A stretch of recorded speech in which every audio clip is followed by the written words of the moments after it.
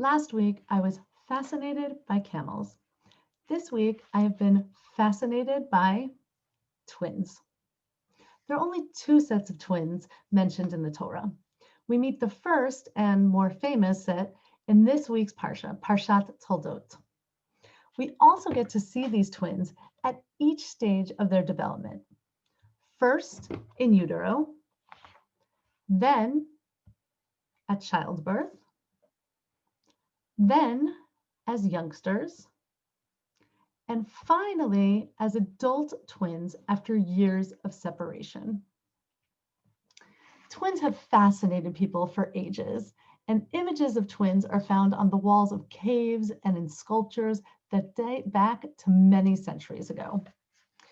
Twins appear in mythologies of many cultures around the world: Hindi, Egyptian, African. We are probably most familiar with their very common appearance in Roman and Greek mythology.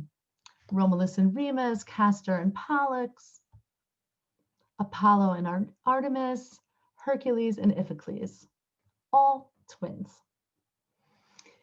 In mythology, they're usually cast as two halves of the same whole, sharing a bond deeper than that of ordinary siblings, or seen as fierce rivals representing polarized opposites and the dualistic nature of the world. Beyond mythology, twins have always been a special inspiration for artists, particularly painters, since the artist is challenged to capture both the symmetry and nuanced difference in the subject. So here in Kalamdeli Ladies, although the artist is known, the inscription tells us that the painting shows two ladies who were born the same day, married the same day, and brought to bed the same day. The symmetry, the sameness, and the doubleness is overpowering, even spooky. At first glance, they seem totally identical. But on closer inspection, the details of their clothing and their eye color are actually different.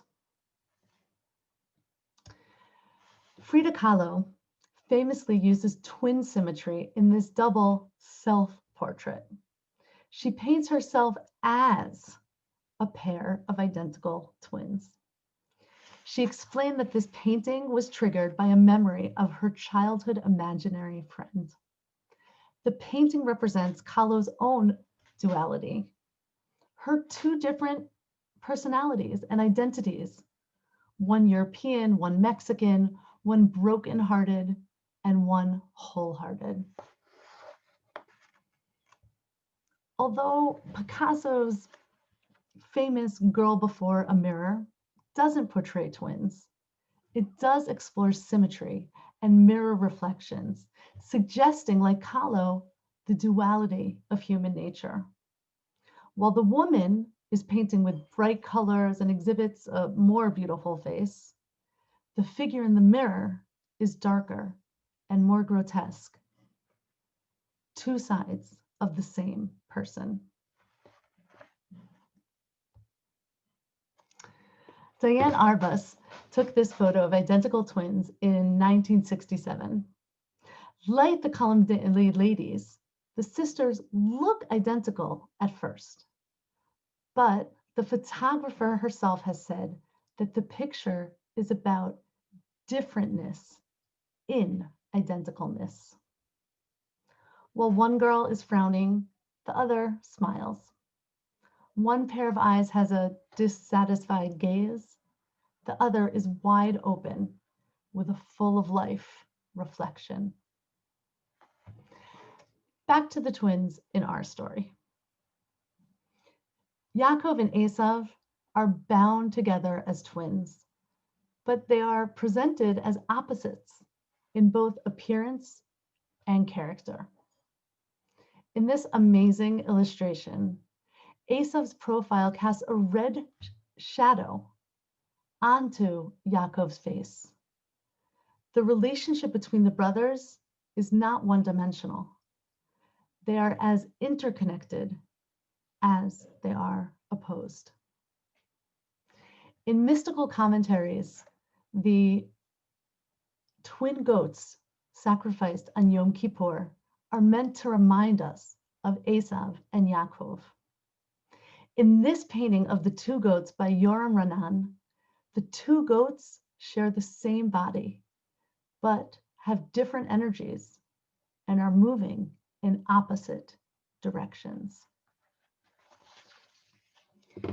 Twins are fascinating and intriguing because they provoke us to think about the fundamental questions of nature versus nurture, which part of us, our characters and our fate, are based on biology or environment, or ultimately our own choice.